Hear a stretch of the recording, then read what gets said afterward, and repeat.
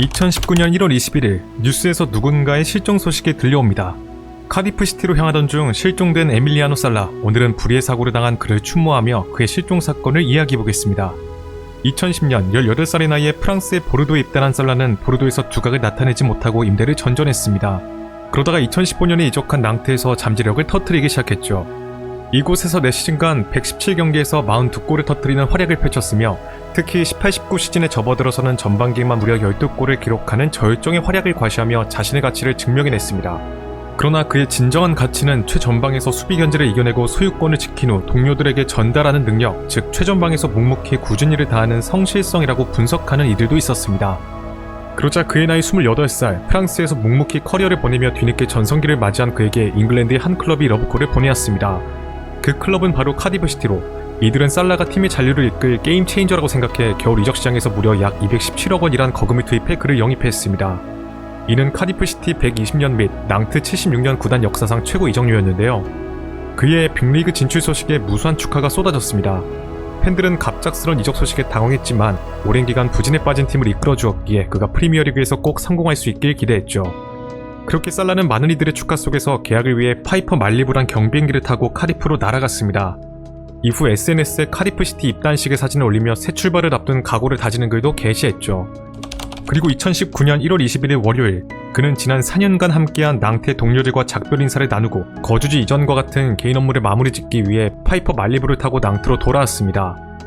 오후 7시 15분이 되어서야 그가 탑승한 파이퍼 말리부는 이륙했는데요. 하지만 이륙한 지 1시간 15분이 지난 시점에서 살라가 탑승한 경비행기는 영국과 프랑스 사이에 위치한 올더니섬 카스케츠 등대 근처 700m 상공에서 항공교통관제소와 교신이 두절되고 말았습니다.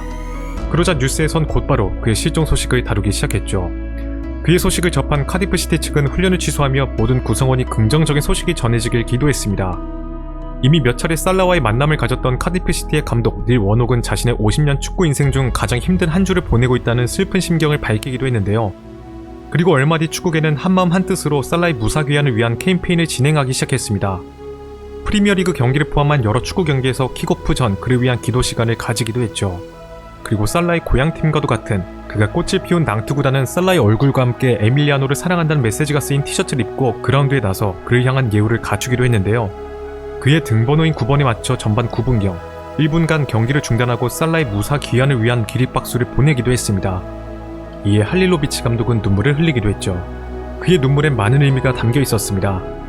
훗날 밝혀진 사실에 따르면 살라의 카디프시티 이적은 할릴로비치 감독과의 상의 없이 구단의 독단적인 지시로 이뤄진 것이었습니다. 따라서 당시 할릴로비치 감독은 팀의 핵심 선수를 상의 없이 매각해버린 구단주에게 불만을 표출했다고 하는데요. 그런데 이적 과정에서 안타까운 사건이 발생하면서 구단주에게 더욱 분노를 표출했다고 합니다. 자, 이후 영국과 프랑스 해양경비대는 헬리콥터와 구명보트 등을 동원해 수색에 나서며 만전을 기했습니다. 다른 섬에 착륙했으나 연락이 되지 않은 경우, 물에 착륙해서 지나가던 다른 배 탑승했으나 연락이 되지 않은 경우, 물에 착륙한 뒤 비행기에 있던 구명보트를 탑승해서 아직 연락이 되지 않은 경우, 비행기가 물에 가라앉아서 파괴되어 생존 가능성이 거의 없는 경우 총 4가지 가능성을 염두하고 수색에 나섰죠. 그중 비행기에 있던 구명보트에 탑승한 경우의 가능성을 최우선으로 두고 수색을 펼쳤습니다.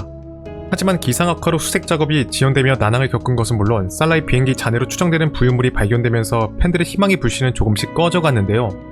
그리고 수색을 재개한 지 며칠이 지난 상황임에도 진전이 없자 이들이 실종된 지 3일차인 24일, 영국 경찰 측은 해수의 온도가 낮아 생존 가능성은 매우 낮다고 발표했습니다. 당연히 그의 생존을 기대했던 많은 이들은 좌절하고 말았죠.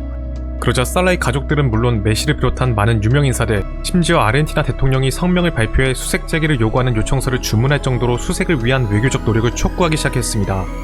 다행히도 살라의 가족이 진행한 모금운동으로 모은 기부금으로 민간업체를 고용해 수색 작업을 재개할 수 있었는데요.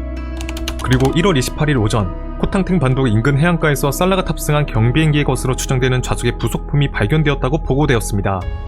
오전에 이어 오후에도 같은 지점에서 좌석 잔해를 발견하면서 영국 당국은 그가 탑승한 파이퍼 말리부에서 나온 잔해라고 결론을 내리게 되죠. 이후 며칠 뒤 살라 가족 측이 고용한 민간업체가 수색을 재개한 첫날인 2월 3일 오후 9시 30분경 파이퍼 말리부의 잔해가 잉글랜드 해협에서 발견되었습니다.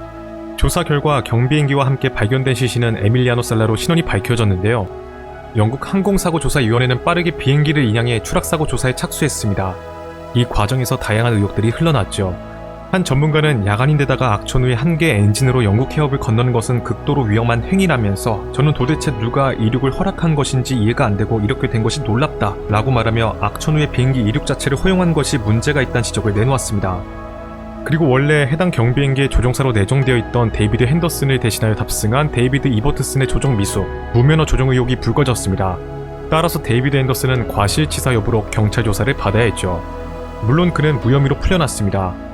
이렇듯 많은 의혹이 제기된 가운데 항공사고조사위원회가 살라의 사고와 관련된 조사 결과를 발표했습니다. 조종사와 항공기 모두 비행 기준을 충족하지 못했다. 조종사 이버트슨의 면허는 사고 3개월 전 라이센스가 만료된 상태였고 항공기도 상업적 허가를 받지 못한 것으로 안전표준에 따라 운행되지 않았음이 밝혀졌습니다. 항공기 사용이 오로지 개인의 용도로만 허용됐었다는 것이었죠.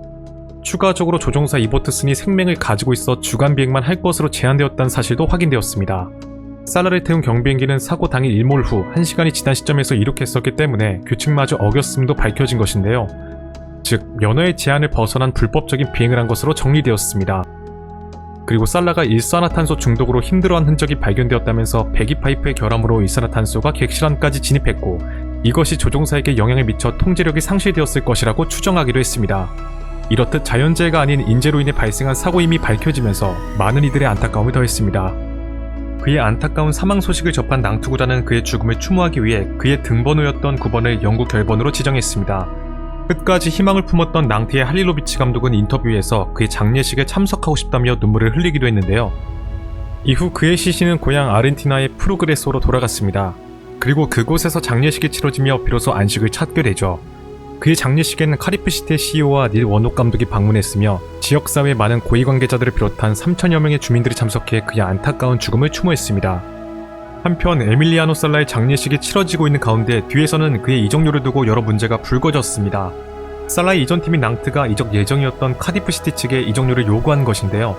카디프시티는 에밀리아노 살라를 영입하면서 217억 원의 금액을 3년에 걸쳐 분할 납부하기로 계약을 맺었었습니다.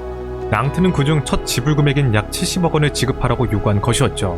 낭트는 10일 내에 이적료 지급이 이뤄지지 않을 경우 법적 조치에 돌입하겠다고 통보했습니다. 그런데 이 시기에 또 다른 비극이 일어나고 말았습니다. 에밀리아노 살라의 아버지가 아들을 잃은 슬픔을 이기지 못하고 심장마비로 쓰러져 향년 58세의 나이에 세상을 떠난 것이었는데요. 그의 지인들은 아들의 불의의 사고 이후 세상과 담을 쌓고 지냈단 말을 전하기도 했습니다. 이후엔 에밀리아노 살라의 여동생이 지속된 우울에 시달리다가 극단적인 선택을 시도하기도 했죠. 다행히 그녀는 가족 및 주변의 도움으로 서서히 안정을 되찾을 수 있었습니다. 자, 그리고 거의 무려 2023년이 되어서야 살라의 이적료를 둘러싸고 벌어진 진흙탕 싸움에서 낭트가 카디프시티에게 승소했다는 소식이 전해졌습니다. 카디프시티는 처음 이적료의 일부만 제공하란 판결에 불복하고 역으로 낭트 측에 살라의 죽음에 대한 피해 보상금을 청구하는 소송을 낭트 법원에 제기했었는데요. 그러나 당연히 이것이 통할 리가 없었고 중재에 나선 피파는 카디프시티가 낭트에게 이적료의 일부가 아닌 잔금을 모두 지불하라고 명령을 내렸습니다. 그리고 이 소식을 끝으로 에밀리아노 살라와 관련된 기사들은 일절 나오지 않으며 그는 조용히 잊혀졌죠. 하지만 여전히 낭트와 카디프시티는 팬들과 추모식을 열며 그를 기리는 활동을 이어오고 있고 그의 고향 아르헨티나 프로그레소에는 벽화까지 제작될 정도로 축구 팬들과 지역사회가 그를 기억하기 위해 노력을 기울이고 있습니다. 오늘의 이야기 들어주셔서 감사합니다. 메슬로였습니다.